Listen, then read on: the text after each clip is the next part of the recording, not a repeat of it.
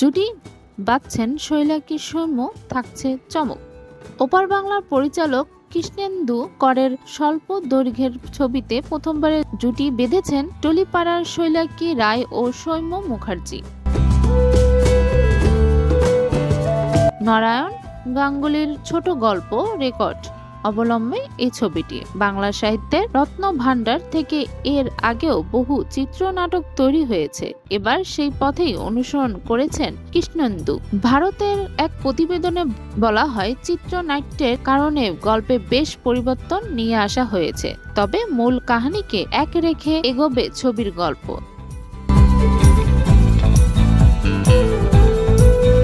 তার এই ছবিতে শৈলাকি সৌম্যকে দর্শকরা প্রথমবারের মতো একসঙ্গে দেখবেন। প্রতিবেদনে আরো বলা হয়, ইতিমধ্যেই শুরু হয়েছে ছবির কাজ। সাদা কালো সিনেমাটোগ্রাফি দর্শকদের মনে নস্টালজিয়ার সৃষ্টি করবে বলে সে কথা বলাই যায়।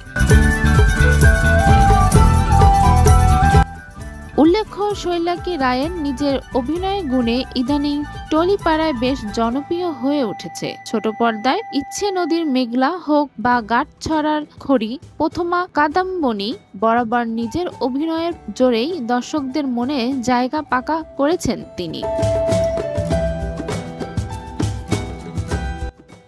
শুধু ছোট পর্দার কেন, বড় পর্দা ওয়েব সিরিজেও নজর কেড়েছেন অভিনেত্রী। তার অভিনীত শহরের উষ্ণতম দিনে, বাবা বেবি ও সাফল্যের মুখ দেখেছে। মন্টু, পাইলট, বিষ হরির মতো সিরিজে তার কাজ দর্শকদের মন জয় করেছে।